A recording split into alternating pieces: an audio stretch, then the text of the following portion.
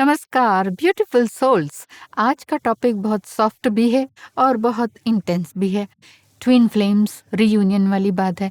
What ever the waking situation, twin flame reunion का क्या मतलब है? मतलब आउटर वर्ल्ड में जो भी दिख रहा हो, साइलेंस है, चाहे डिस्टेंस है, नो कांटेक्ट है, कंफ्यूजन है, थर्ड पार्टी है, या फिर पूरी अनसर्टेनिटी है, फिर भी सोल लेवल पर कुछ ऐसा चल रहा होता है जो कि लॉजिक से बहुत बड़ा लगता है। बहुत बार माइंड बोलता है सब खत्म, लेकिन हार्ट के किसी क्वाइट कॉर्नर में एक अलग ही रेजोनेंस चलती रहती है। जैसे कनेक्शन विजिबल नहीं है, फिर भी कंप्लीटली गॉन भी नहीं है। यही ट्विन फ्लेम जर्नी को इतना मिस्टीरियस बना देता है। बनाता है कि नहीं? मिस्टीरियस लगती है ना जर्नी, क्योंकि ये सिर्फ फिजिकल स्टोरी नहीं होती है, ये एनर्जी की स्टोरी होती है, ये रिमेम्बरेंस की स्टोरी होती है, ये उस इनविजिबल थ्रेड की स्टोरी होती है जो वेकिंग लाइफ के नॉइस के पीछे भी महसूस होता रहता है लगातार। रीयूनियन का क्या मतलब है फिर? रीयूनियन का मतलब है हमेशा तुरंत साथ आ जाना नहीं, बल्कि कई बार पहले एनर्जी मिलती है, फिर इमोशंस स्टिर होते हैं, फिर ड्रीम्स एक्टिव होते हैं, फिर इनर वर्ल्ड में कुछ शिफ्ट होता है, आउटर वर्ल्ड में बाद में कैचअप होता है। क्या? रीयूनियन।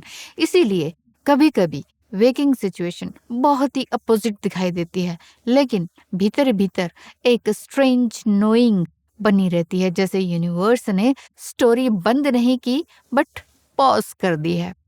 ट्विन फ्लेम कनेक्शन में अक्सर ऐसा लगता है कि डिस्टेंस भी कनेक्शन को खत्म नहीं कर पाता है। साइलेंस भी एनर्जी का एरेज नहीं कर पाता है। कुछ भी हो, ये रिलेशनशिप वीकन नहीं पड़ता है। समझ रहे होंगे आप मेरी बात को, क्योंकि आप ये फील कर रहे होंगे। और शायद इसी वजह से आप लोग पूछते हैं, अगर सब कुछ उल्टा दिख रहा है तो रीयूनियन होगा कैसे? शायद आंसर यही है कि सोल कनेक्शंस हमेशा स्ट्रेट लाइन में नहीं चलते हैं। पहले सेपरेशन दिखता है, फिर लॉन्गिंग बढ़ती है, फिर अवेकनिंग आती है, फिर कंफ्यूजन आता है, फिर सरेंडर आता है, और सरेंडर की स्टेज में ही तो आप रोते हैं। फिर एक डीप नोइंग आती है, फिर एक स्टिलनेस आती है, जैसे लव प्योरेस्ट फॉर्म में पहुंचने से पहले कई परतों से होकर गुजरता है।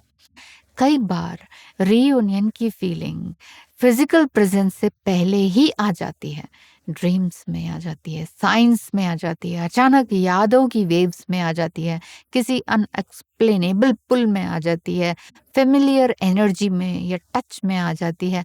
कुछ ना कुछ तो जरूर आपको फील होता है। और हाँ, हर वेकिंग सिचुएशन फाइनल ट्रुथ नहीं होती। जो आज इम्पॉसिबल लग रहा है ना, वो कॉस्मिक लेवल पर इनकम्प्लीट चैप्टर भी हो सकता है। और यूनिवर्स कई बार सरफेस पर साइलेंस रखता है, लेकिन अंडरनीथ सीक्रेट मूवमेंट चल रही होती है। वो हमारा दिमाग रीड नहीं कर पाता है, हमारी आंखें देख नहीं पाती हैं। ट्विन फ्लेम्स रीयूनियन का सबसे मैजिकल हिस्सा शायद यही है कि फिर दो लोगों का मिलना हमेशा के लिए हो जाए, ऐसा नहीं। ये इसका मतलब है फेमिनाइन एंड मस्कुलाइन एनर्जी का फिर से हार्मोनाइज हो जाना, जैसे फ्रेगमेंटेड सेल्फ का ल्यूमिनस होलनेस की तरफ लौटना होता है, जैसे सोल अपने ही डीपर मिरर को पहचान रही होती है। ये मेरा डीपर मिरर है।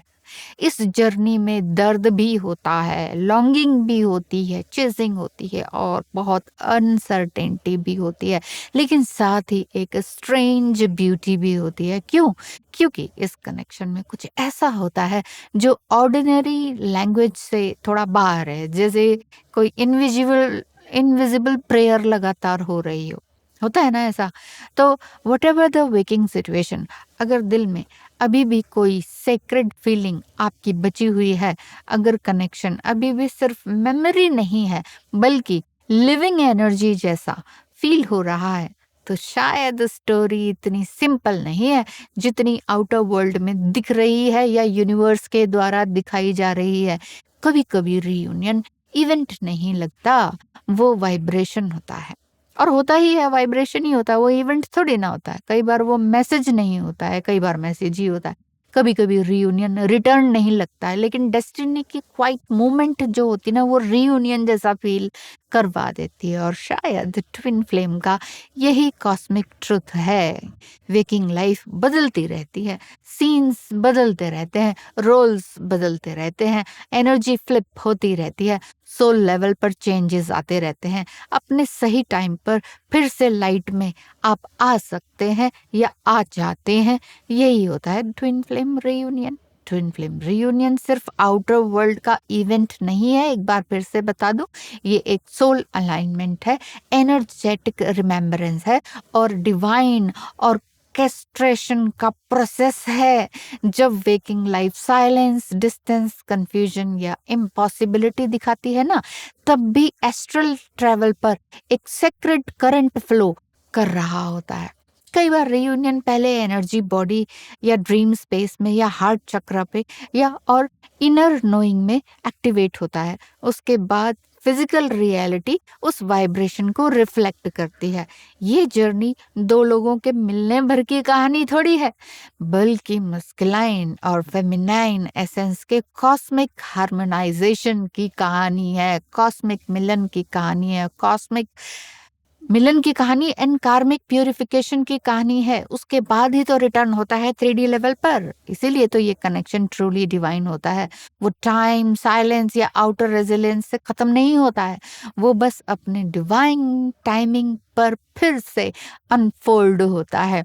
तो मेरे सभी प्यारे beautiful souls, reunion in twin flames, whatever the waking situation, इसका एसेंस शायद इतना ही है कि हर विजिबल एंडिंग एक्चुअल एंडिंग नहीं होती।